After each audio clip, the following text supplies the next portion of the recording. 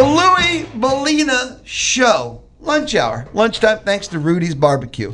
The Louie Bellina Show, Wednesdays, 12 o'clock. I'm joined inside the Charles Schwab studio by Tony Catalina, Austin-American Statesman. He is the A&M beat writer for the Austin-American Statesman. How's your world, brother? It's great, man. How about you? You having fun? Always. Always having fun. That is one of the things. I've known many a person in the media universe over the time. And I think to a certain extent, we all get joy from this because there's no way you can do this for any extended period of time if you're not having fun. But you truly, smile on your face. You look forward to each day. You feel blessed and privileged.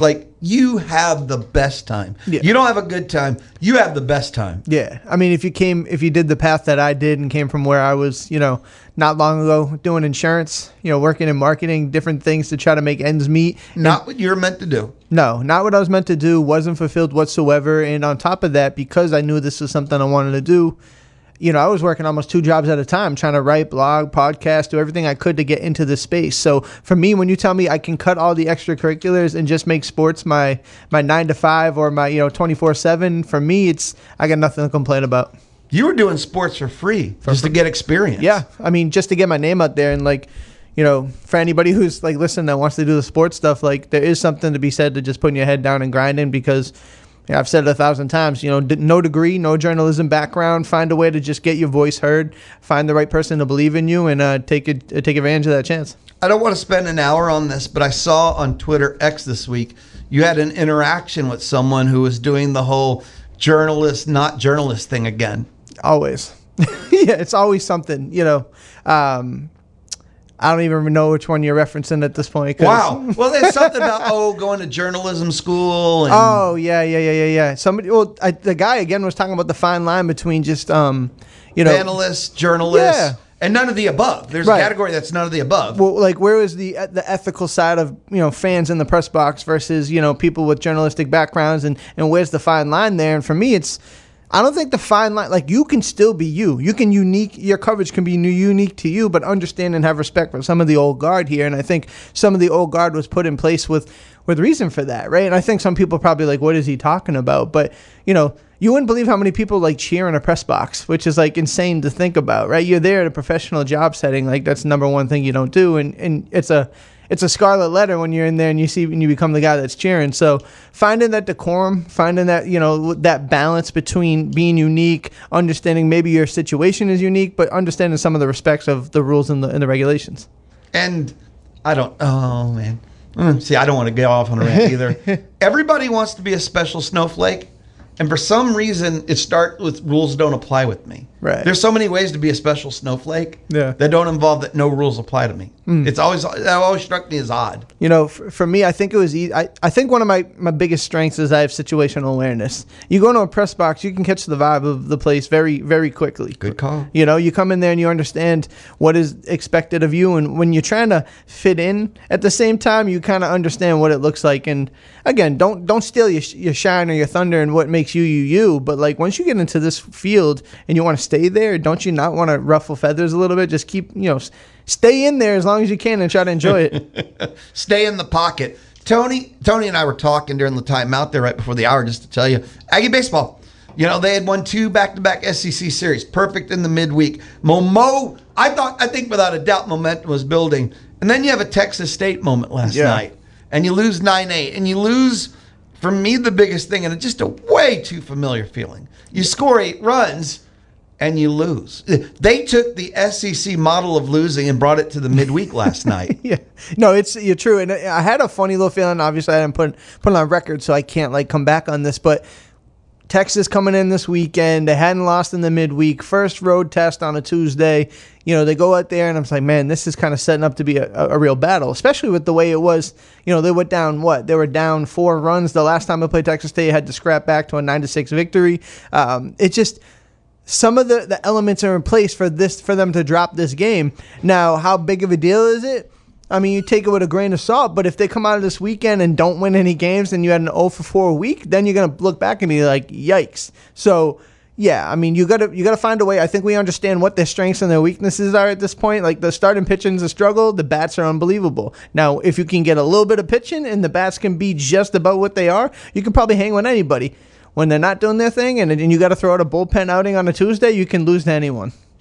I took full responsibility for the loss because I was starting to feel way too good as an Aggie baseball fan after the doubleheader sweep in Vanderbilt. I mean, I wasn't predicting national championships, but I felt comfortable with the team. Like, they are who they are, and who they are is a team that's a borderline host. That 19 RPI, I think, was very appropriate. They're a top 25 team. They're not a top 15 team. Sure. And they could beat anyone on any weekend, and they can lose to any other ranked team given on any weekend. I just was very comfortable accepting that, and then this happened. Yeah, I mean, well said. I mean, again, I don't want to put too much into it. Like, I think we'll learn a lot more about this team after this weekend. If they come out of this finding a way to scrap the series, I mean, winning one game, or if they lose this series or, get, pummeled like they did last year when, losing all three, then we're sitting here with a little different demeanor, a different attitude about the team. But I think they're built better than this last year's team. And I like the fact that it's at Blue Bell, and don't put anything past the 12th man, this Aggie fan base to bring that juice at Blue Bell. So, I mean, I think there's a lot of things going in their way. The only problem is this is a top 3 team with really good pitching. Here's a debate Tony and I were having. If anybody wants to weigh in on this, you can text us at 979-693-1150. Light up the Texas Mobile and Loop Express inbox. Texas Mobile and Loop Express, where they say, hey, be good to your car, and your car will be good to you. How does someone be good to your car? You don't take it on a date. I mean, you be good to your car by taking it to Texas Mobile and Loop Express. But last night, does it lose momentum, or is it a reality check that gets you tight, focused, and pissed for Texas? Tony loves the reality check moments. I do. And for me, I don't know, which is such a lame position, because I'm scared you lose momentum, because I thought Aggie basketball, Aggie baseball had Mo. I'm scared they lost Mo. Yeah, I mean, look at the way they bounce back at some of these losses, even some of these wins, right? I think They got pummeled by UCLA, and they come back and they do well in Arlington. They end up taking 2 out of 3. Even this weekend against Vanderbilt, they lose, and then they take 2 from them on the doubleheader, and they look really good offensively. So I think there's something about this team you'd wish. I think the great teams find a way to find that edge every single night and stay consistent every single night. But I think this team has to find a way to get slapped, get punched in the face, and just kind of come back and find a way to win games and be their best version of themselves. Now, I think we'll learn. I think we understand Shane Sadeo probably isn't what we had thought he might have been coming in, but it's not as bad as probably the numbers suggest. I think some of the pitch placement, and he's getting a little unlucky in some cases. If he goes out there and just have an average outing on Friday, or whoever they roll with, right? If he just goes out there and have an average outing, they can swing with anybody. So take a little bit of that with find some pitching, find some motivation. I think they could be okay. All right. I can ask you these type questions. What do you mean by find? Everyone keeps saying that. You're not going to trade for anyone. You don't have trades in college baseball. Sure. There's no one in the minors. That's the roughest part. I mean, I know players develop. You're only halfway through the season. Yeah. It is still possible that players develop, but they need so much. I thought about this. What if one of the starters, Weston Moss, turns the corner, or Sadeo even does? Yeah.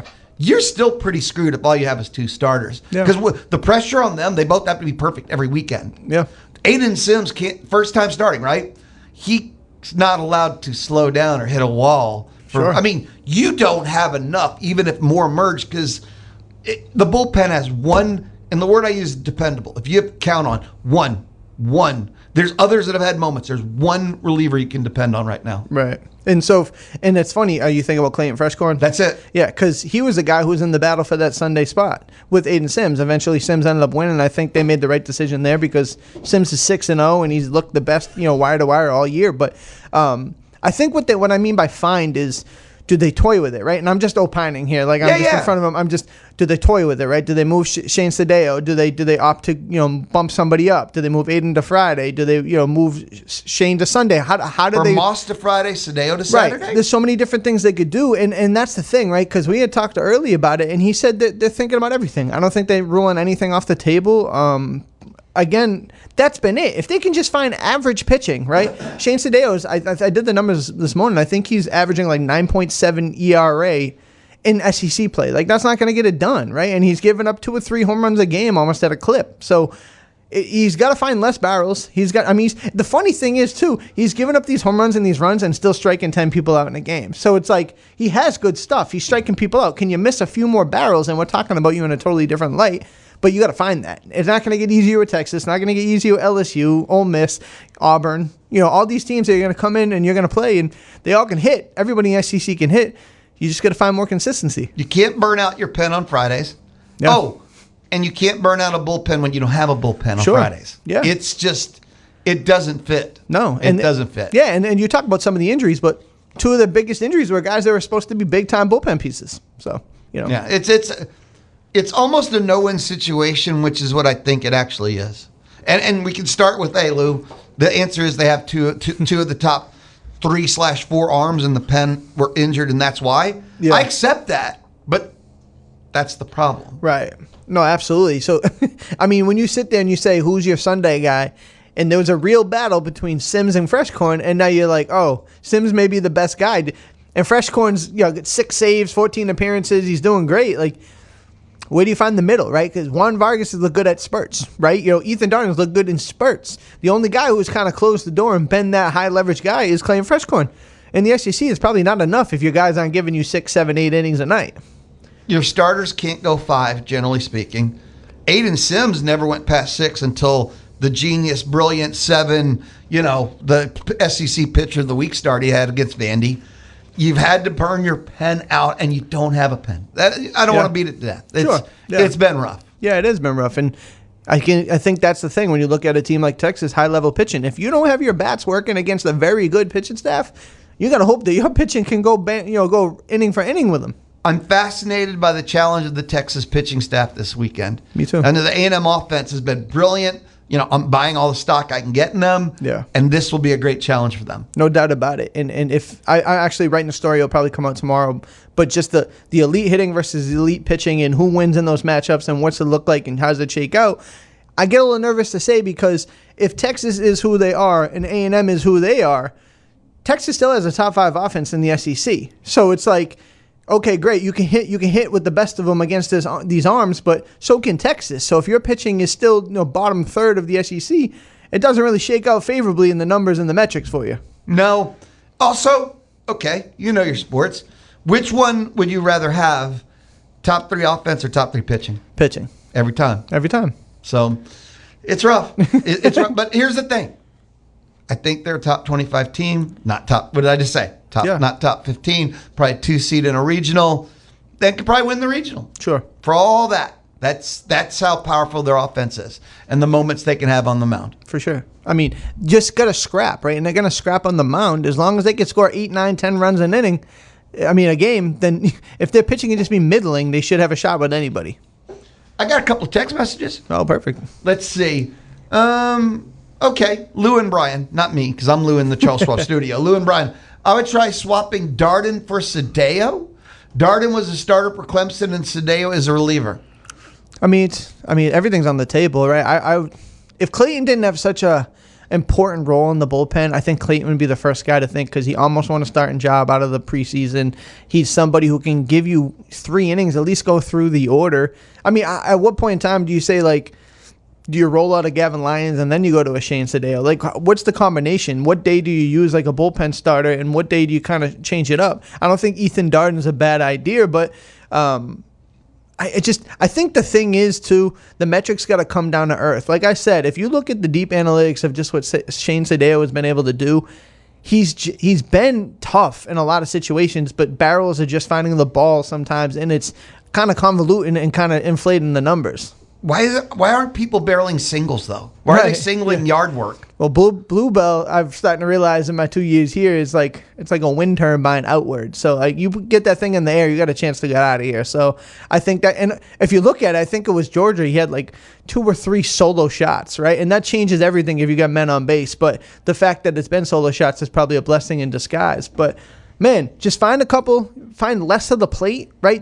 Paint it a little bit more, be a little bit more down in the zone. When he has missed, they have been fatties. He has missed hard of the plate. He's teed some up. There's been a couple of good swings on the other guy. I'm not trying to, but he has missed hard plate. Man, he's a low 90s guy, and if you get the fat part of the plate, and these SEC guys, they can all swing the bat. That's going 400. That's just nature of the business. There's been some other forces than just him, but it's been rough. And 40% of the SEC schedule done.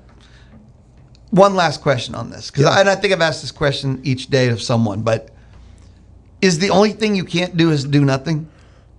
I mean, that's fair. I do think, I don't know exactly what it looks like, and if it's came out before I walked in, then my bad, but I don't know if you could change anything ahead of Texas, right? Because it feels almost desperate, right? Like if you come in and say, we're going to switch everything up because Texas is in town, and we're going to switch up everything, I think you figure out what you got, give Shane Sadeo a chance to go against this arm in this environment against this team, see what that looks like. If it's more of the same, you got to make a shuffle for next weekend. That's my opinion. So give it a fifth weekend? Try the same thing? I mean, like I said, I think because it feels desperate. We've even asked Aiden Sims, like one of the reporters on the beat asked, like Aiden was like, what's wrong with Shane Sadeo? And he was like, did they? He had pretty much asked him like, hey, like, what are you seeing from him? And he was like, I don't see anything wrong, honestly. Mm-hmm. And I think that's because the numbers they see reflect the fact that maybe a little bit of unluckiness more than just, he's just not pitching well. So you need some luck to turn maybe, and maybe that's not the best thing to bank your season on, but hey, this is what we got right now. Interesting. Interesting. Okay. It'll, you know what? I hope Sadeo comes out and throws a freaking no-hitter, man. He's had it in him. Talk about the response. Talk about the pressure, the crowd noise, the sound all around you. Sure. That would be the ultimate response I've ever seen. And that would kind of make me feel good about what I said. Like these are a team that likes to get punched in the mouth, and then they can respond. If Shane Sadeo comes out there, hears all the noise, hears me talking, he can tell me to stuff it, and he goes out there and pitches 7 shutout, like, hey, then we can be quiet. When we return, more with Tony Catalina of Austin-American Statesman. It is a Wednesday thing. He joins me inside the Charles Schwab studio here on The Zone. Opens again April 20th. The Money Machine opens again April 20th. Another chance to win $5,000 from The Zone. It is the Louie Bellina Show. I'm sticking with Wednesday until the calendar changes.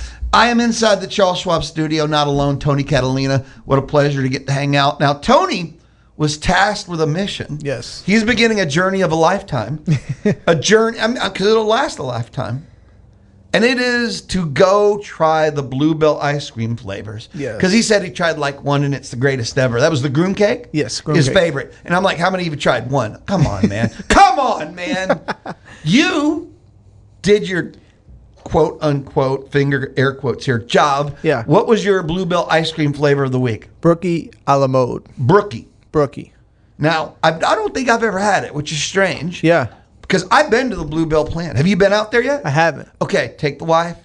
Yeah. Trust me. Maybe this summer. You go to Brenham, and I'm not their Chamber of Commerce or Tourism Board, but you can go to Brenham. They have an amazing brewery in Brazos Valley Brewing Company. And maybe you're not a beer person, but I know you probably don't. Yeah. You probably enjoy a beer too, right? You've had a beer too, yeah. Brazos Valley Brewing is amazing. Yeah.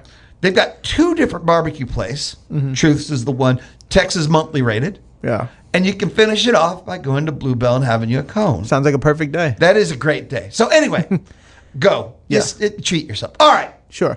Brookie a la mode. Yeah, so right off the bat, they do nothing wrong, right? I think I'm fair to say that everything that Bluebell has made that I've had thus far has been good.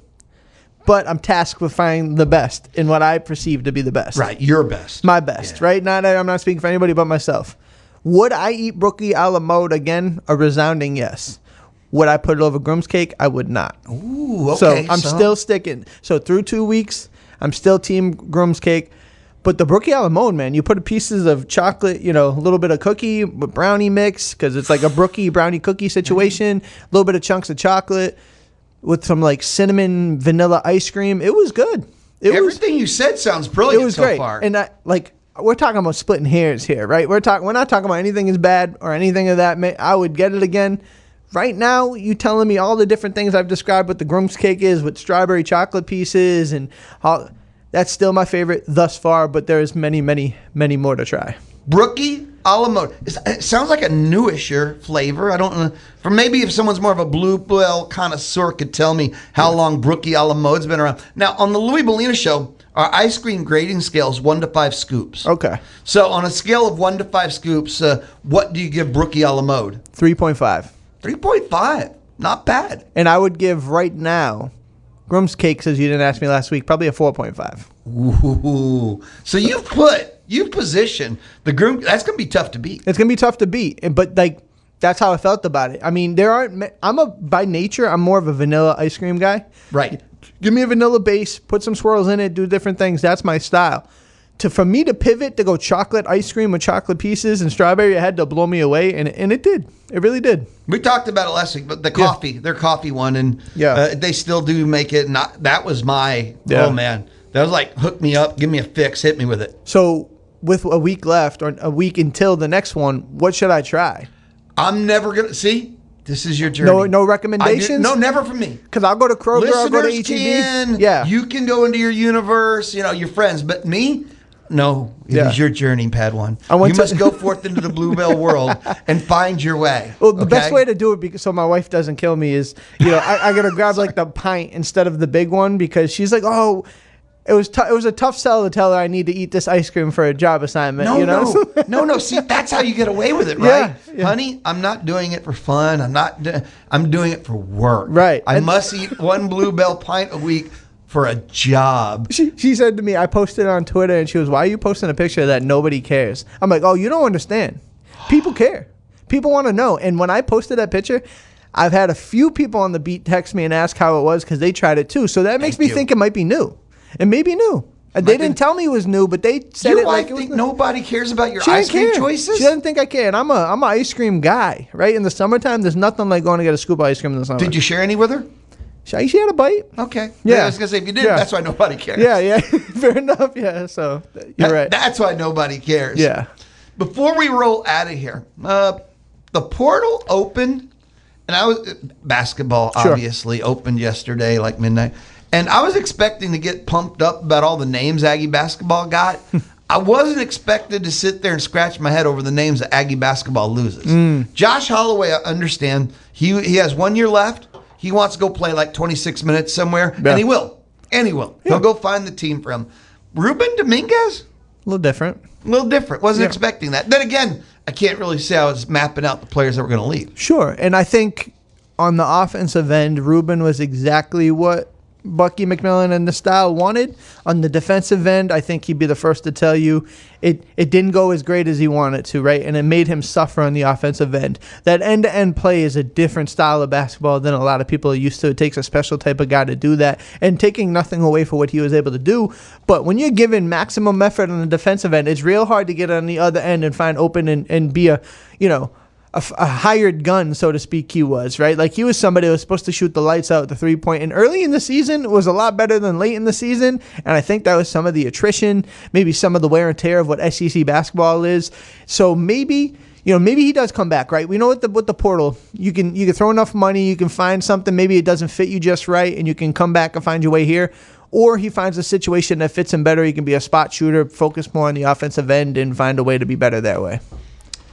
I remember in start non-con how all he could do was shoot. Like, defensively, you could see he was lost, and he worked so hard. I give him so much credit for making himself so much better as an all-around player. But did it come at the cost of his offense? And he was brought in for his offense. Yes. That was his thing. Yep. So he got better in like 3 other things, but all at the expense of the one thing he was supposed to be great at. Yeah. That's what it looked like. Sure. And I think if you're looking at this team, the only guy who made it look like he could do both ends at an efficient clip was like Rashawn Agee, right? Because he's still double-double. He's rebounding, offense, defensive. He's clacking, undersized and battling 7-footers in the paint. But Ruben brought in to shoot, had a 10-point out, had a 10-3 shooting outburst, in 31-point game, right? Yeah, in the non-con against Manhattan, I believe it was, and he just never was able to find that consistency. And you're right. I think it was the attention to detail it took to be efficient on the defensive end, and it just didn't kind of pan out. Heads up for you. Got 2 different people here. Ryan in Brenham, so he would know about Bluebell. He's in hometown, Brenham, right? And another one from Anonymous. But Brookie Alamode, March 26th. Okay. So brand new. It's barely 2 weeks old? Yeah, I got it, like a week ago. So it was within the first week of it. You got fresh ice cream. Fresh ice cream. Fresh off the cow. There you go. So Brookie Alamode is March 26th. There you go. Back to the portal. A couple of names. Luke Evangelist, Texas. He's kind of leaking out some names.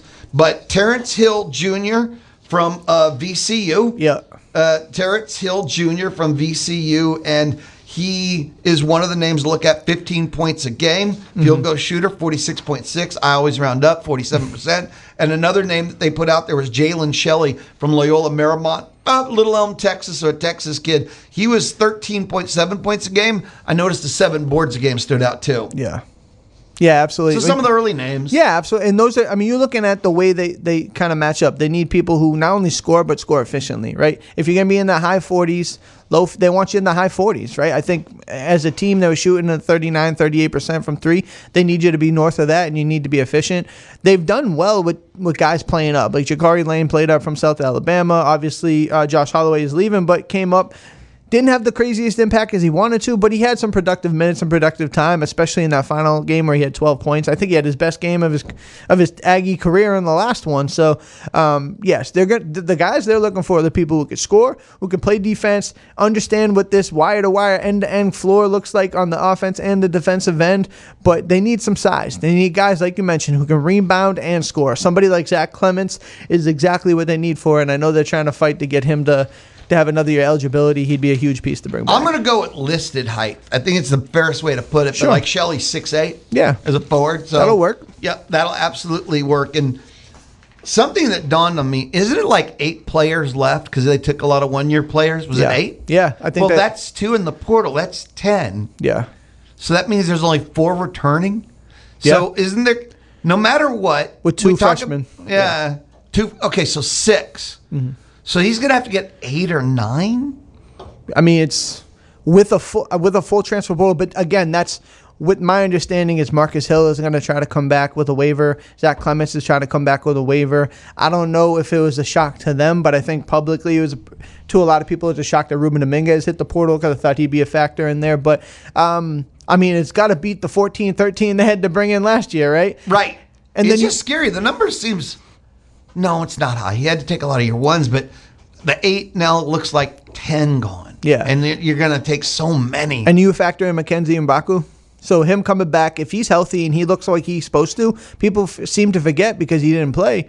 The highest recruit to ever come to Texas A&M was a McDonald's All-American, a kid who can make a huge impact. I mean, talk about size. He's 6'8", 6'9", can score, can stretch. He can do a lot of different things. He's everything you need. You need a second Mbaku. Yeah, and so, exactly. It's going to be hard to find that. But I will say, you talk about the way Bucky McMillan talked about him was off the bus. That is a kid that looks like everything you need him to be. Size, strength, shooting, defense. He can do anything. I don't think people realize just how different this team would have looked like if he was able to play up. You can kick AG at 4. Now you got a different size. You get different scores, different shooters. Again, him coming back, I think, is a huge plus. Quick text message. I know you got to get out of here. You got more ice cream to go find. Noah, and this is all from the Texas Mobile and the Express inbox. Louie, did last night's loss for Texas A&M baseball by losing to Texas State hurt their ranking at 18, and did it hurt their season?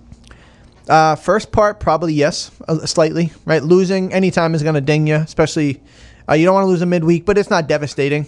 And the second part, no, it didn't hurt their season. Like, if they win 2 out of 3 for Texas, they'll move up in the poll. 100%. And their season's fine. Yeah. It's really, and with the remaining SEC schedule, nothing whatsoever was put in jeopardy. The Texas State loss just comes in if they're living by the margins at the end of the year. 100%. That's where these things pop up and bite you hard. And see how close they were. I mean, I know they were on the outside looking in. They didn't look great last year, but their run in the SEC had them as that fringe possibility to make it. And their non-con slate, they were terrible in it last year. They're not terrible this year. That was their first non-conference or midweek loss, only their second non-conference loss. And the other one was the number 1 team in the country. So they're going to be fine. Tony, go be awesome. Thank you. Thank you, brother. I can't wait to see what flavor you dig up next week. I will report back. When we return, Bubba Bush of BVMMA and Fitness joined us on the D4 Land Services hotline. This is the Louie Bellina Show on The Zone. Sign up for the Zone newsletter and be in the know about community events, contests, prizes, the guest lineup that day, and more. I love it. Sign up at zone1150.com. The Louie Bellina Show Wednesdays, and Wednesday's lunchtime. I tend to check in with my friends. There's Alan Ward, our beer master general. He is the head brewmaster owner, Brigadoon Brewery, but I said friends, plural. People like Bubba Bush of BVMMA and Fitness. And Bubba joins us on the D4 Land Services hotline. If you ever need forestry mulching, pond construction, a metal building, go to d4landservices.com. d4landservices.com. Bubba, what are you up to, brother? Hey, Louie, getting ready for another women's self-defense seminar. That's what we're up to. I know it's soon. When is it exactly? Soon? This Saturday. It is this Saturday. That's soon. See, I knew soon was the right choice. April 11th. Yeah. Now, so we had the women's self-defense seminar 1 p.m. You were right last week. Remember? I started tapping that. I was like, man. You got to trust me. Right. I read pop-ups. I read your website. I read your Facebook posts. I know you don't read any of that stuff, but you know I'm reading, man. Trying to help make it. Yep. I appreciate you. So this Saturday, 1 o'clock, it's a free self-defense seminar, women only. What is the age grouping? So we tend to do 14 and up, but if you give us a call, shoot us an email, anything, bring your children. You can bring your daughter in. They're 12, 10 years old, and you're accountable for them, and absolutely bring them in. So it'll be, a little higher level concept, but we don't get anything too gritty. But you know how it is. Just take care of your kid and be responsible for them. Anybody's welcome. Which let us know they're coming. But 14 is the general cutoff. Do you still have openings? Yes, still have openings. We do appreciate a registration because we have had a couple that we had to close off and roll over and do more. And this is one of them. So this is another opening since we had the others fill up.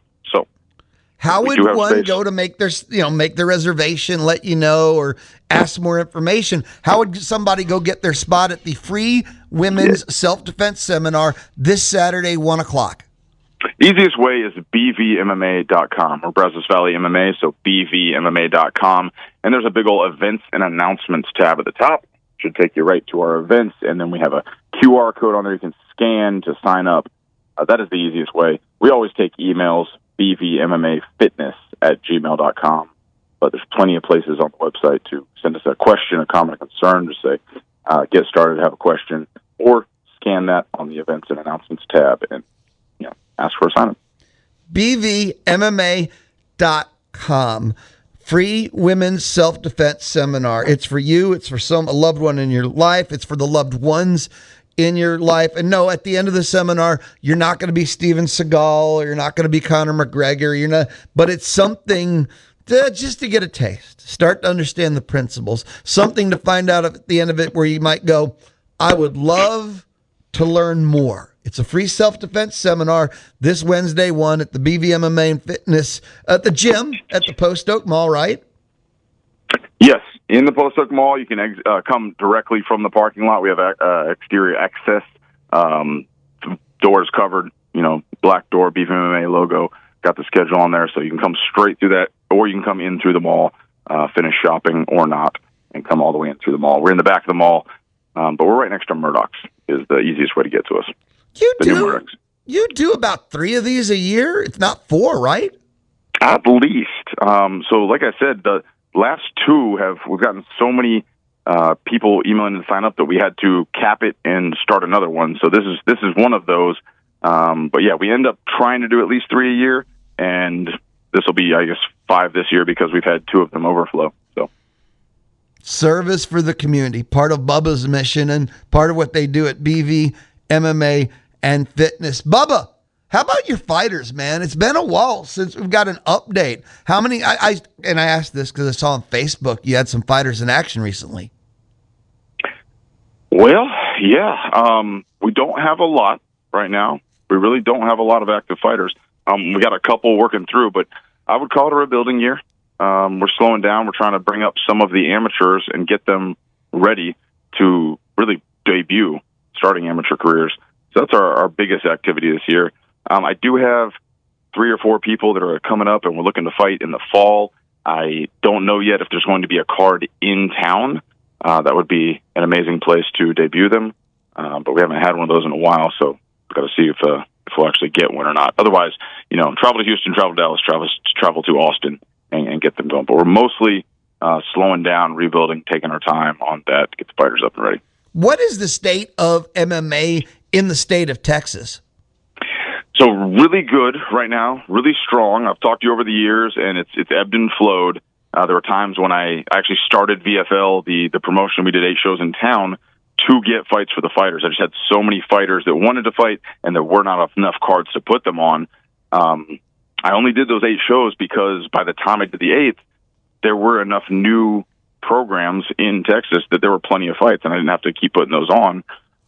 It was nice to bring MMA to College Station. We don't get a lot of it, and aside from us putting on ourselves, there are not a lot of people that come. Why leave Houston? Why leave Dallas? Why leave Austin? And come to little College Station when they've got more people and more gyms there. So I did have to put that on for us, and it was nice. I do hope that we'll have a promoter bring it back pretty soon for the MMA, but it's a big undertaking. And right now, there are lots of promotions, new promotions, a couple in Austin, a couple in Houston, and there are plenty of shows going on. So plenty of places to fight. We haven't even been to Louisiana in a while because there's so many fights in Texas. Why travel? Yes, the hard part. And you know what's interesting? I know over the years you've always fought in Louisiana. It struck me that Louisiana must be like high octane MMA because you've always taken fighters to Louisiana. Louisiana always has, in the times when Texas has been slower on the amateur scene, they didn't slow down. They kept putting on fights. There's a lot, and this is true of all of life, right? But there's a lot less legislation there, so it is much easier to put on fights there. So, get this. When the state comes in and takes huge taxes off the top, and you've got about $20,000 in just fees and insurance and everything that you have to get before you can even think about putting on a show.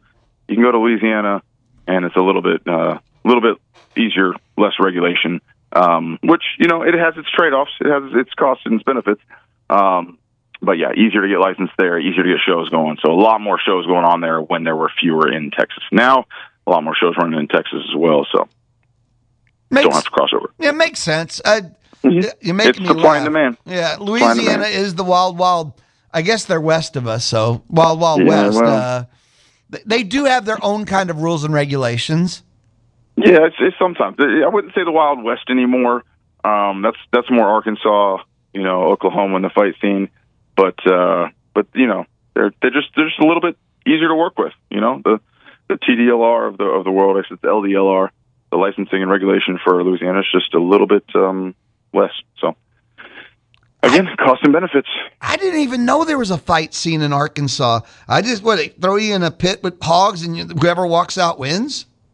We like to just think that, we like to, at the expense of our brothers in Arkansas, we do like to just think that sometimes. But yeah, they've got their own regulations and systems and everything else.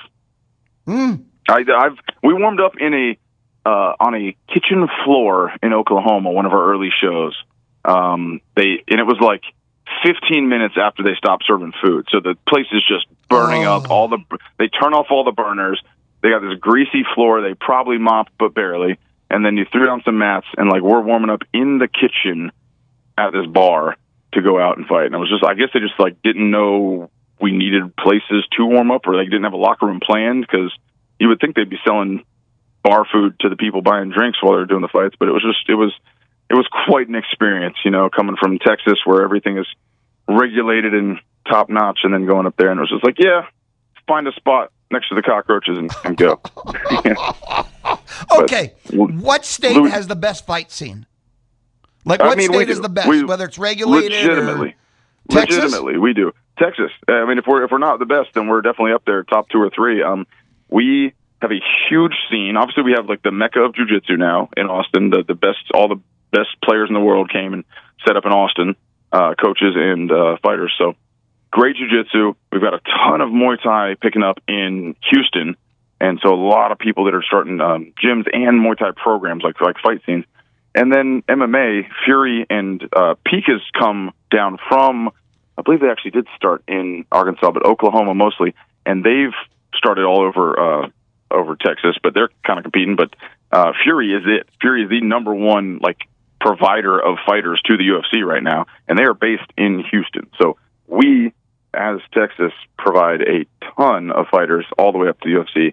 Have a ton of fights going on now because, again, a bunch of other promotions have picked up and picked up the amateur scene, so we have places to go. Peak is dropping shows all over too, so it's there's a lot of competition and a lot of good shows out there and a lot of fighters working hard and then coming up. So I know New York has always been a good place for jiu-jitsu, but they seeded the scene to us as far as jiu-jitsu, and now Austin is it. Wow. I didn't know that. I had no clue. I mean, I've always known that the state of Texas had a great fight scene. Didn't know it was the best. I knew it supported the fight scene very well. Like UFC loved coming here. They knew it was big gate, and fighters from Texas fought in the scene. So, man, that I don't know. Yeah, it makes me kind of smile. I'm a little biased. You got California, you got Florida, and you got Nevada. They're all doing big things, but I'm a little biased. But I mean, Texas is it. Like, it's huge. This Saturday, 1:00, women's free self-defense seminar, ages 14 and up. But if you have a woman, female, in your life, younger, and, if you want her to be with you, just as long as you do the supervision, that can be managed. If you'd like more information, if you'd like to sign up, go to BVMMA.com. That's the website, and you get all the info you need. You can sign up, BVMMA.com. Pre-registration, it's not required, but it's highly, highly, highly, highly, highly encouraged. Go to BVMMA.com. Free women's self-defense seminar this Saturday 1. It's at the BVMMA and Fitness Gym located at the Post Oak Mall. Bubba, thank you always. It makes me smile when I get to talk to you. It's happy to hear you doing well, and I look forward to the next time we chat, man. Pleasure. Hope you're doing well as well, dude. Doing excellent, brother. Look. Excellent. The world of sports is a good place to live. I enjoy it. I like working in it, too. Be awesome, brother. Be awesome. Bye. Bubba Bush of BVMMA and Fitness hanging out with us on the Deepwater Land Services hotline. When we return, up next, the ticket booth will open thanks to Dixie Tire Company. The Louie Bellina Show. You know how we do. Don't miss the monthly beer recommendations with Alan Ward of Brigadoon Brewery. Come on, let's go. Join Louie weekdays 11 to 2 on The Zone. Before we're out the door, we only got like 90 seconds left, but man, sometimes, randomly here and there, I like the lifestyles portion. This day on April 8th, just looking back in time. 51 years ago in 1975, The Godfather Part 2 won the Best Picture. The Godfather Part 2, favorite movie, quote, / movies ever in my world. Absolutely worship. There is no second place. This day, 51 years ago, also, that's 1975, Aerosmith released their third album, Toys in the Attic, and that was Sweet Emotion and Walk This Way. This day, April 8th, in 1977, that's 49 years ago, The Clash released their self-titled debut album, I'm One of Those. I love The Clash. This day in 1994, 32 years ago, Kurt Cobain was found dead in his Seattle home. This day in 2000, and this is big. Hold on. Everybody listen. 26 years ago in the year 2000, Saturday Night Live aired the More Cowbell skit. Yep. 26 years ago on April 8th, Saturday Night Live aired the More Cowbell skit. Will Ferrell, Christopher Walken, Jimmy Fallon losing it. More cowbell. Today is truly a great day in history, is it not? I think the answer is yes, Lou. Yes, it is. I'm out. A reminder, Astros baseball, 1:40 pregame. Astros baseball, 2:10 first pitch. They're trying to not be swept by the Colorado Rockies. Day baseball, Astros baseball here on The Zone. Astros baseball on The Zone. Select games on Willie 1550. Astros baseball, thanks to Kelly Burt Dozer. I'm out. Peace. Be amazing. The flagship station for Aggie Athletics is The Zone. Whenever the Aggies are playing, you can hear them right here at 1150 and 93.7. Thanks to our Aggie broadcast sponsors who make it happen. The Sleep Station, Aggie-owned, Aggie-operated, and a proud Texas company. Zwerneman Flooring, service, selection, style, and Rebel Draft House in the Northgate District. Listen to the games on The Zone 1150 and 93.7 FM.